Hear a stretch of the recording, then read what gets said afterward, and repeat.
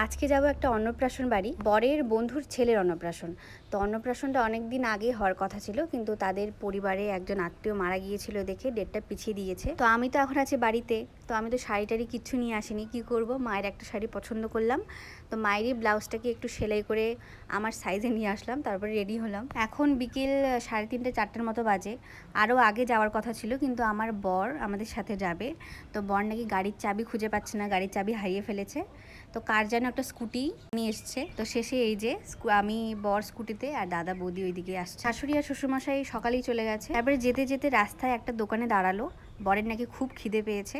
তো সেজন্য এখানে বসলাম আমরা কিছু খেতে। কি খেয়েছি বলবো না, মানে যা খেয়েছি ওখানে শুধু আমরা চারজনই জানি, বাইরের কাউকে আমরা বলিনি। ওখানে খাওয়া দাওয়া করেই তো পেট ভর্তি হয়ে গেছে। তারপর পৌঁছে গেলাম অন্নপ্রাশন বাড়ি। তো গিয়ে আগে বাচ্চাটাকে কোলে নিলাম। বাচ্চাটার নাম হচ্ছে সৌম্যদিত্য, যার আজকে অন্নপ্রাশন। তো এই যে হাতের চুড়িগুলো নাকি তার ঠাকুমা দিয়েছে, মালা নাকি বাবা দিয়েছে। তো দাদা তো এদিক থেকে কোনো গিফট কিনে নিয়ে যায়নি, ভেবেছে ওইদিকে গিয়ে কিনবে।